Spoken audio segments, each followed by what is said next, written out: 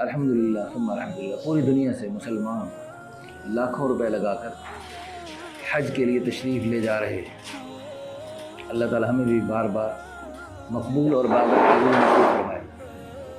بار بار اللہ پاک ہمارے لیے وہاں آنا جانا، وہاں کا رہنا سہنا، وہاں کا مرنا جینا اللہ پاک ہم سب کی قسمت میں لکھ دے۔ ان دنوں پوری دنیا میں ایک موضوع زیر بحث ہے۔ اللہ کے پیارے حبیب صلی اللہ علیہ وسلم کی شان اقدس میں بعض بدبختوں نے گستاخی کی جرت کی۔ ہماری دل سے دعا اللہ ان کو ہدایت دے، اور اگر ان کی قسمت میں ہدایت نہیں تو اللہ پاک ایسے کو چن چن کے ہلاک و برباد فرمائے۔ یہ جو انہوں نے گستاخی کی، اس سے بڑھ کر گستاخیاں کرنے والے اللہ پاک کے فضل و کرم سے اللہ نے ان کو ہدایت دی اور وہ مسلمان بن گئے، حضور کے غلام بن گئے۔ حضور صلی اللہ علیہ وسلم کو نعوذ باللہ قتل کرنے نکلے۔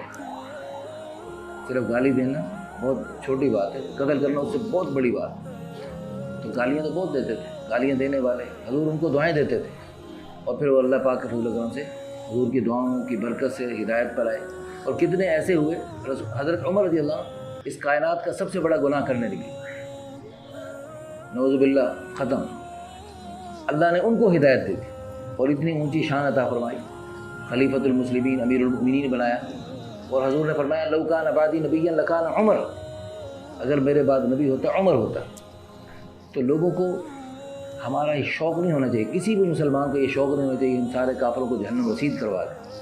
ہمارا یہ شوق ہونا چاہیے، جو حضور کا غم تھا، حضور کا شوق تھا میرا ہر امتی جہنم سے بچ کر جنت میں جائے، یہ ہم سب کا شوق ہونا چاہیے۔ تو ان غیروں نے تو بدبختی کی، گستاخی کی، بہت بڑا جرم کیا، اللہ ان کو ہدایت دے ورنہ ان کو تباہ و برباد فرمائے۔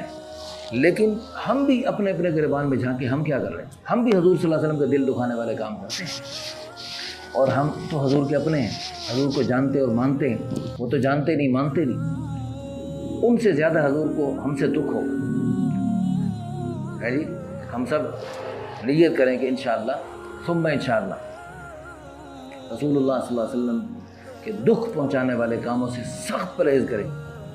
ہمارے ایمان کا حصہ ہے حضور سے محبت، جو حضور سے محبت نہیں کرتا اللہ کی قسم وہ مسلمان نہیں ہے۔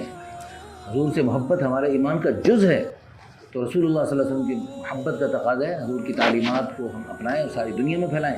ابھی نماز میں ہم نے سورۃ صراط الذین انعمت علیہم، انعام یافتہ لوگوں کے راستے پہ چلا، سیدھے راستے پہ چلا، انعام یافتہ نبیوں، صدیقین، شہداء، صالحین کے راستے پہ چلا، اور دوسرا یہود و نصارہ کے راستے سے بچا۔ نماز میں تو یہ مانگا، اور باہر نکل کے کاروبار میں، معاشرت میں، معاملات میں سب یہود و نصارہ کے راستے پہ چلتے ہیں اور ان کی باتیں کرتے ہیں اور ان جیسے ساری حرکتیں کرتے ہیں، معاشرت میں، معاملات میں، لین دین میں سب انہی کی پیروی کرتے ہیں۔ اللہ ہم سب کو معاف فرمائے۔ رسول اللہ صلی اللہ علیہ وسلم کی پیاری تعلیمات کو خوشی خوشی اپنانے، شوق سے اپنانے کی ہمیں توفیق عطا فرمائے۔ حضور کی ہر سنت میں عزت اور عظمت سمجھیں، حضور کی ہر سنت میں اللہ کی قسم اللہ نے عزت عظمت رکھی۔ ہم مسلمانوں کو آج اس کا یقین نہیں، غیروں کو ہم کیا بتائیں گے؟ ہم تو ان کی شکل، ان جیسا لباس، ان جیسی خوشی غمی کر کے ہم خوشی مناتے ہیں اور فخر کرتے ہیں، ہم بہت وہ لگ رہے ہیں۔ اور بھائی حضور کی شکل بنانے میں، حضور کے لباس پہننے میں، حضور صلی اللہ علیہ وسلم کی معاشرت کو اختیار کرنے میں ہمیں خوشی ہونی چاہیے، فخر ہونا چاہیے، اور اس کو اعزاز سمجھیں ہم۔ ساری دنیا والے بھاڑ میں جائیں، کیا دنیا ہے کہ ابھی مشرف صاحب چلے گئے، عامر لیاقت صاحب چلے گئے ہیں جی، بڑی کر و فر تھی، بڑی شان و شوکت تھی، بڑے روب و دبدبے تھے، بڑا ہے جی آن بان تھی۔ اب ان کا نام و نشان ختم ہو گیا۔ ملک، مال، سونے چاندی، عہدے، جائیدادیں، ڈگریاں، دنیا کے سارے سامان، ایک منٹ کی گارنٹی اللہ دنیا میں چھین لیتے ہیں چیزیں۔ شہرت، محبت، محبوبیت، مقبولیت اللہ دنیا میں بھی چھین کے دکھاتے ہیں، اور دنیا میں بھی اللہ پاک ذلیل کر کے دکھاتے ہیں، اور آخرت میں بھی اللہ پاک دکھاتے ہیں۔ تو یہ سب بڑھتے بیکار ہونے والی چیزیں ہیں، ان چیزوں سے دل نہیں لگانا ہم نے اللہ سے دل لگانا ہے اور آخرت کی تیاری کرنی ہے۔ اور جمعہ کا دن رسول اللہ صلی اللہ علیہ وسلم کی پیاری تعلیمات، غیر حضور کو دکھ پہنچانے والے کام کریں، ہم حضور کو راحت پہنچانے والے کام کریں، ہم حضور صلی اللہ علیہ وسلم کو کا کلیجہ ٹھنڈا کرنے والے کام کریں، درود شریف پڑھیں، اس کے علاوہ حضور کی تعلیمات کو اپنائیں، اس کے علاوہ رسول اللہ صلی اللہ علیہ وسلم کی ایک سنت جو حضور کو سب سے زیادہ محبوب تھی، جس کے لیے حضور کو بڑی تکلیفیں اٹھانا پڑی، جب اس سنت سے ہٹانے کے لیے انہوں نے کہا تم شادیاں کر لو، یہ لے لو، وہ لے، سب لے لو، شادیاں پیش کیں، اور وہاں تو اس معاشرے میں 10 شادیاں عام رواج تھا، 10-20 تو اسلام نے کہا بھی 10-10 20-20 نہ کرو، 4 پر اکتفا کرو بس. تو صحابہ نے وہ 10 سے 4 سے زیادہ کر رکھی تھی، وہ کم کی، ان میں سے 4 کا انتخاب کیا. تو اسلام نے تو عورتوں کو پھر جب زیادہ زیادہ اگر کرتے تو بعض امیر لوگ تو کر لیں گے 10-10 شادیاں، تو غریب کو کے لیے کوٹا نہیں بچے گا. تو اللہ پاک نے اسلام کے ذریعے ہمیں یعنی سب کے لیے بھلائی کا خیر کا معاملہ فرمایا کہ سب کے لیے. اور پھر حضور صلی اللہ علیہ وسلم نے زیادہ شادیاں کی. حضور کو اللہ نے زیادہ اسپیشل اجازت دی کہ آپ 4 سے زیادہ کر سکتے ہیں. آپ کی کل ٹوٹل 11 شادیاں ہوئیں. ایک وقت میں 9 تک بھی حضور صلی اللہ علیہ وسلم کی بیویاں رہیں، اور اس میں ایک کماری، باقی زیادہ بیواؤں سے کر کے امت کو آسانی کے سبب سے بیواؤں سے شادیاں کرو.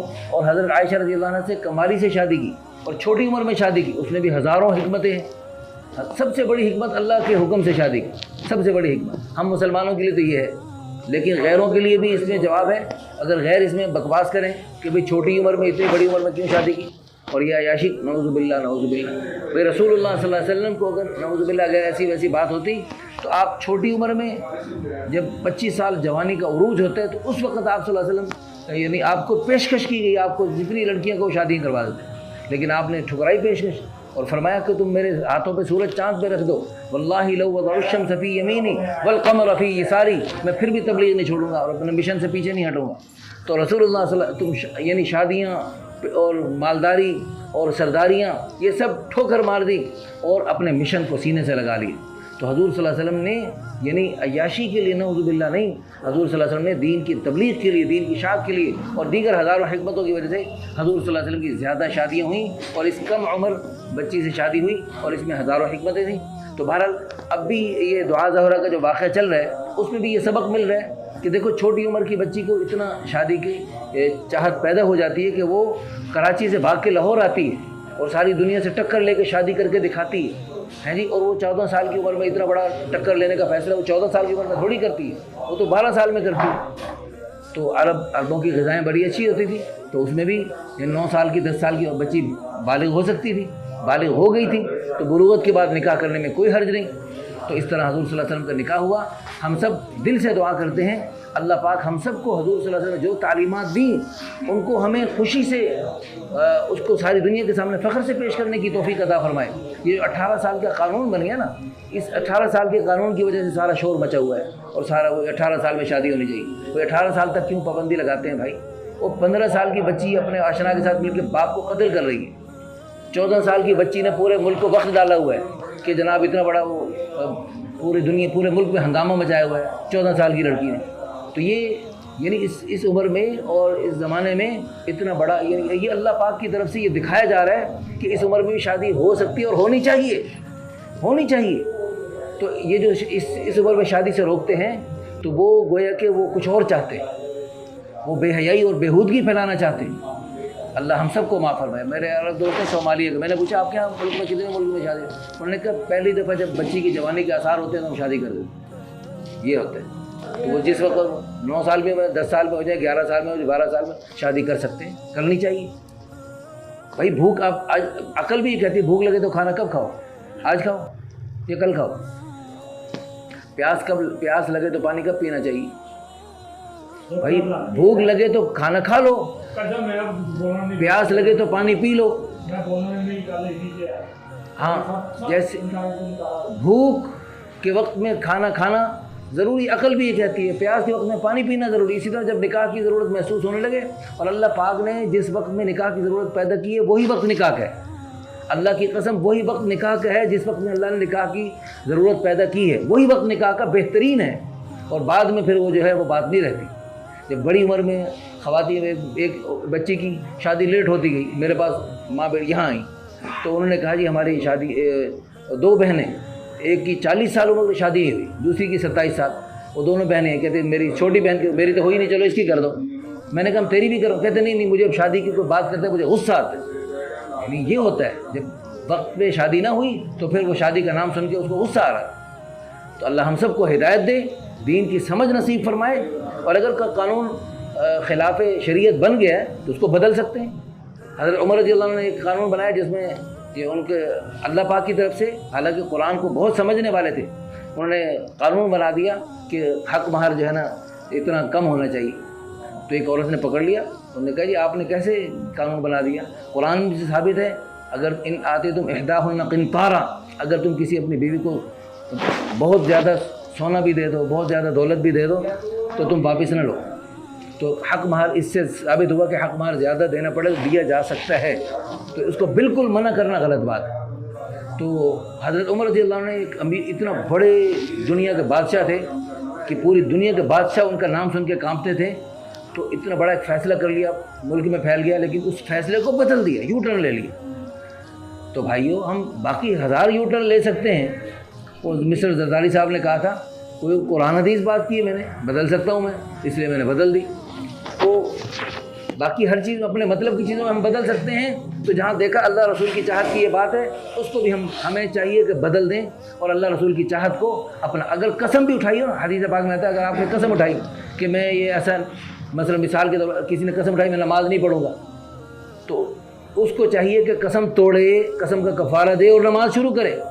اسی طرح اگر آپ نے قسم اٹھا کے بھی یہ قانون بنا دیا نا، تو قسمیں توڑو، حالات سے سبق لو، دعا زہرہ کے واقعے سے سبق لو، اور جو 15 سال کی بچی اپنے باپ کو قتل کر رہی ہے اس کے واقعے سے سبق لو، اس قانون کو بدلو اور اللہ ہوش کے ناخن لو. اللہ ہم سب کو ہدایت نصیب فرمائے. الحمدللہ رب العالمین والعاقبۃ للمتقین والصلاۃ والسلام علی اشرف الانبیاء والمرسلین. ربنا آتنا فی الدنیا حسنہ وفی الآخرۃ حسنۃ وقنا عذاب النار. ربنا هب لنا من ازواجنا وذرياتنا قرۃ اعین واجعلنا للمتقین اماما. یا اللہ ہمارا کہنا سننا قبول فرما، عمل کرنے کی توفیق عطا فرما. ہم سب سے راضی ہو جا اور اپنی رضا والے سارے کام لے لے، اور ناراضگی والے سارے کاموں سے ہم سب کو پکی سچی توبہ کی توفیق عطا فرما. اور یا اللہ ہم سب کو دین کی سمجھ نصیب فرما. یا اللہ ہم سب کو دین کی سمجھ نصیب. اللہم فقہنا فی الدین، اللہم فقہنا فی الدین، اللہم فقہنا فی الدین. اللہم اشرح صدورنا للاسلام، اللہم اشرح صدورنا للاسلام. اللہم صلی علی محمد النبی الأمی الہاشمی وعلی آلہ واصحابہ وسلم تسلیما. اللہم صلی علی محمد النبی الأمی وعلی آلہ وسلم تسلیما. ربنا تقبل منا انک انت السمیع العلیم وتب علینا انک انت التواب الرحیم. صلی اللہ علی النبی الکریم وعلی آلہ وصحبہ اجمعین.